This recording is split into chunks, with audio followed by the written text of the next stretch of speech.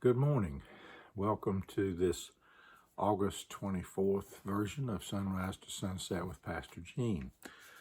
I want to take just a moment before I begin today to talk about Matthew chapter 8, to thank you for the calls and the comments and the emails that I'm getting.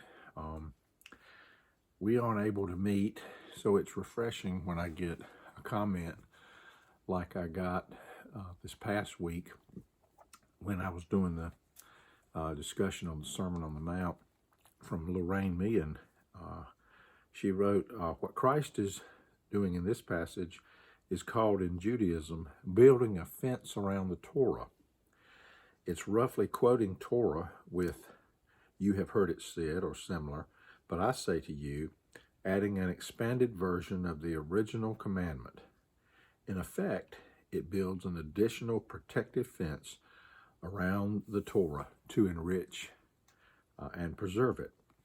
Lorraine, thank you for this brilliant observation and this reminder that Matthew really is connecting Old and New Testament passages better than probably any of the other Gospels do, and helping us remember that Jesus did not come to abolish the law, but to fulfill it. So thank you so much, Lorraine, for this wonderful comment. It was very inspiring for me, and I just wish we could have been in a group setting and others could have had the same joy I did in hearing it.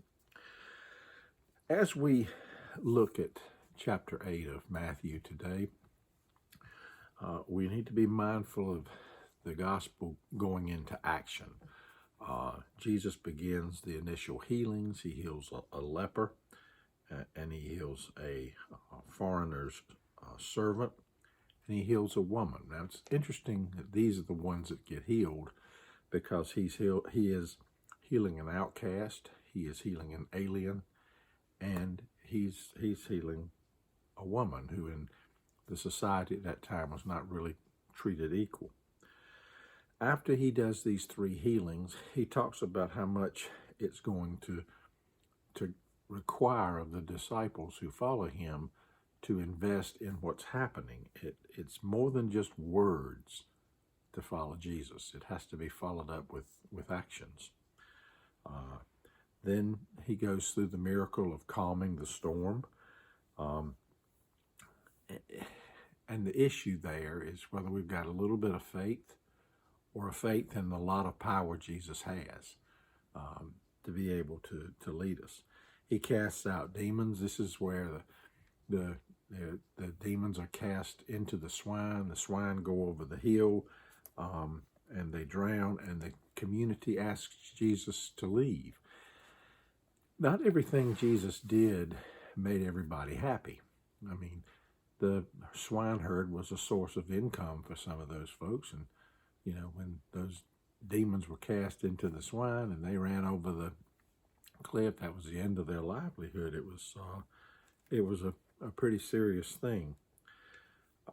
It's interesting, I think, in terms of takeaways from Matthew 8, for us to remember that Jesus recognized how the Torah made provisions for the least and the last and the lost of society, and that Jesus also gave healing actions, acts of compassion, for people.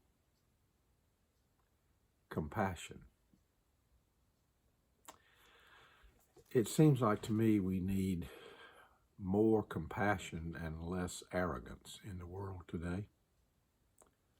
And maybe if we made the world more about compassion, we'd enjoy and find things much more refreshing every day, from sunrise to sunset.